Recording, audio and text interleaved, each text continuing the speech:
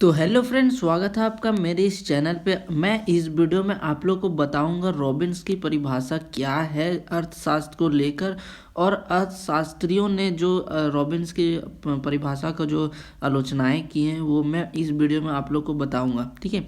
और इसके पहले जो मैंने कुछ वीडियो बनाकर रखा है वो मार्शल और एडम स्मिथ का वीडियो बनाकर मैंने डाल चुका है। उसका प्लेलिस्ट का जो लिंक है वो डिस्क्रिप्शन बॉक्स में मैंने दे रखा है। आप लोग दोनों का अगर नहीं देखे हो तो देख सकते हो जाकर।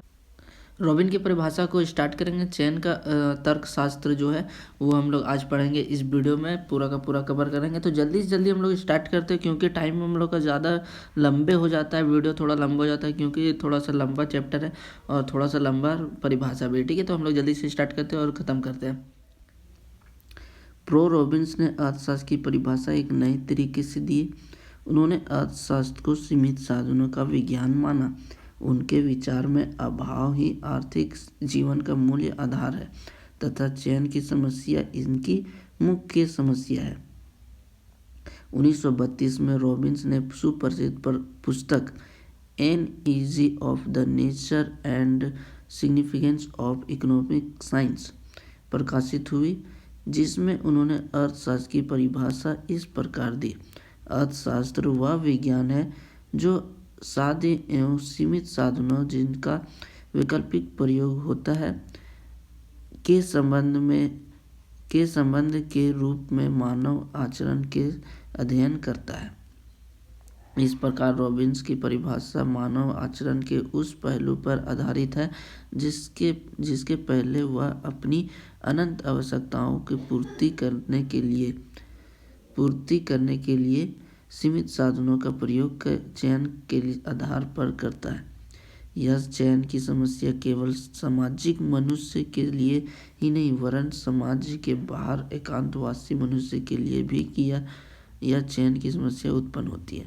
यानी कि समाज में रहने वाले कोई नहीं, एकांतवासी यानी कि जो जंगल झाड़ी में रहते हैं उनका भी यही प्रॉब्लम रहता है। चूज का ऑप्शन, ठीक है।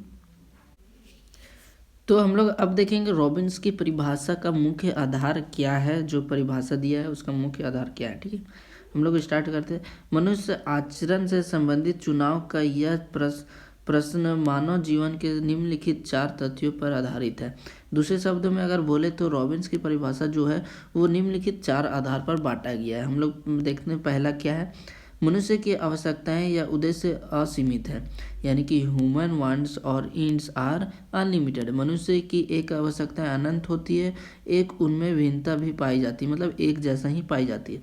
यदि एक आवश्यकताएं की पूर्ति की जाए तो दूसरी आवश्यकता तुरंत उत्पन्न हो जाती है। उदाहरण के लिए यदि आपको एक साइकिल प्राप्त हो जाए तो आप एक स्कूटर लेना चाहोगे, यदि स्कूटर प्राप्त हो जाए तो आप एक कार लेना चाहोगे। यानी कि मनुष्य का जो ये आवश्यकताएं होते हैं वो कभी ख़त्म नहीं होती। आपको एक कार दे दिया जाए तो आप सोचोगे फिर कि हेलीकॉप्टर मिल जाए या एरोप्लेन। आपको 10,000 दे दिया जाए तो आप सोचोगे कि मुझे काश 20,000 मिल जाता तो मैं ये सामान ले पाता, ये सामान ले पाता, ठीक है। तो ये सबका सोच है, एक समान से सोच है, ठीक है। उन आवश्यकताओं दूसरा नंबर हम लोग देखते हैं, उन आवश्यकताओं की पूर्ति करने के लिए साधन सीमित है। यानी कि एक तरफ जो आवश्यकता अनंत होती है आदमी लोग का, और दूसरी तरफ जो साधन सीमित, मतलब आवश्यकताएं पूर्ति करता है साधन, वो सीमित होता है, ठीक है। जैसे कि पेट्रोल हो गया, ये सब सीमित है हम लोग का, ठीक है। हम लोग देखते जल्दी से। The means of certify those want are limited. एक और तो हमारी आवश्यकताएं अनंत है और दूसरी और उनकी पूर्ति करने के साधन सीमित है। इनके अलावा हमारे पास समय की भी कमी होती है, ये आपको ही पता है। यदि समय एक साधन की कमी नहीं रहे तो वास्तव में आर्थिक समस्याएं उत्पन्न नहीं होगी। यहाँ स्मरणीय है कि प्रो रॉबिन साधनों के अंतर्गत भौतिक वस्तुएं और अभौतिक वस्तुएं दोनों के सम्मिलित करते हैं, ठीक है। हम लोग 3 नंबर देखते हैं। परंतु सभी आवश्यकताएं एक समान प्रबल एवं महत्वपूर्ण नहीं होती। मनुष्य के लिए सभी आवश्यकताएं एक समान प्रबल अथवा तीव्र एवं महत्वपूर्ण नहीं होती। हमारे लिए कुछ आवश्यकताएं अधिक महत्वपूर्ण होती है तो कुछ कम। उदाहरण के लिए एक विद्यार्थी के लिए पुस्तक खरीदने की आवश्यकता सिनेमा देखने की आवश्यकता से अधिक महत्वपूर्ण एवं तीव्र होती है। ये आपको ही पता है कि बुक खरीदने से ज़्यादा अगर आप आपको 50 रुपये दिया जाए या फिर 100 रुपये दिया जाए और आपको एक दोस्त बोलेगा कि चलो सिनेमा देखने के लिए, तो आप सिनेमा देखने के लिए ज़्यादा प्रेफर करोगे। ठीक है। साधनों का वैकल्पिक प्रयोग हो सकता है। मनुष्य के पास जो सीमित साधन होते हैं उनके वैकल्पिक प्रयोग हो सकता है। दूसरे शब्दों में किसी एक साधन का प्रयोग एक से अधिक आवश्यकता की पूर्ति करने के लिए किया जा सकता है। उदाहरण के लिए, यदि हमारे पास 50 रुपया है तो उसे हम सिनेमा देख सकते हैं, होटल में नाश्ता कर सकते हैं या पुस्तक ही खरीद सकते हैं। उसी प्रकार यदि किसी सन्यासी के पास 1 घंटा समस्या है, या तो वो विष्णु का पूजा करेगा या फिर शिव का पूजा कर सकता है, या फिर वो अपने शिष्यों का जो शिक्षा दे सकता है। ठीक। वास्तव में उपयुक्त विशेषताओं के कारण ही आर्थिक समस्याएं उत्पन्न होती है। ऊपर के चारों बातों को स्पष्ट करते हुए प्रो रॉबिन्स ने कहा है, मानव अस्तित्व की दशा 4 मौलिक विशेषताओं की प्रदर्शित करती है। उद्देश्य अनेक हैं। इन उद्देश्यों को प्राप्त करने के लिए जो समय है वो और साधन है वो सीमित है तथा उनके वैकल्पिक प्रयोग हो सकता है, यानी कि बहुत सारा प्रयोग हो सकता है। साथ ही उद्देश्यों का महत्व में विभिन्नता होती है, यानी कि जो महत्व है वो एक तरह का हो सकता है, विभिन्न। परिभाषा की व्याख्या हम लोग जानते हैं क्या है, पूरा अच्छे तरह से हम लोग देखेंगे परिभाषा का व्याख्या क्या है, अच्छे से जानेंगे। प्रो रॉबिन्स के अनुसार अर्थशास्त्र मानव आचरण के उस पहलू का अध्ययन करता है जिसका संबंध उपयुक्त 4 बातों से है। इसका कारण यह है कि जहाँ भी ये 4 बातें होंगी वहाँ आर्थिक प्रश्न ही उत्पत्ति होगी, मतलब उठेगी। ठीक है। हमारी आवश्यकताएं अनंत है और उनकी पूर्ति करने के साधन जो है वो सीमित है तथा इन साधनों का वैकल्पिक प्रयोग हो सकता है, यानी कि बहुत सारा वैकल्पिक प्रयोग हो सकता है। अतः ऐसी अवस्था में व्यक्ति को यह चयन करना पड़ता है कि वह अपने साधन को किस आवश्यकता पर खर्च करे। जो आवश्यकता अधिक तीव्र एवं महत्वपूर्ण होती है हम उसी का चयन करते हैं। इसे एक उदाहरण के द्वारा स्पष्ट किया जा सकता है। मान लिया जाए कि एक विद्यार्थी के पास 50 रुपये है और उसे पुस्तक खरीदने की आवश्यकता है, सिनेमा देखने की आवश्यकता है तथा उसे एक कमीज भी खरीदने। अब वह अपने 50 रुपये को किस पर खर्च करे अथवा इन आवश्यकताओं में से वह किसे चुने, यह समस्या उसके सामने आती है। इस चयन के प्रश्न को सुलझाने के लिए आवश्यकताओं की तीव्रता का तुलनात्मक अध्ययन करना पड़ेगा और जो आवश्यकता सबसे अधिक तीव्र होगी विद्यार्थी अपने रुपये को उसी पर खर्च करेगा। उपयुक्त उदाहरण में विद्यार्थी के लिए पुस्तक खरीदने का आवश्यकता सबसे अधिक है, अतः वह अपने साधन को इस पर सबसे पहले खर्च करेगा। इस प्रकार हम देखते हैं कि अर्थशास्त्र में इसी चुनाव का अध्ययन किया जाता है। इस चुनाव में कौन सा चुनाव अच्छा है और कौन सा बुरा, इस पर विचार नहीं किया जा सकता।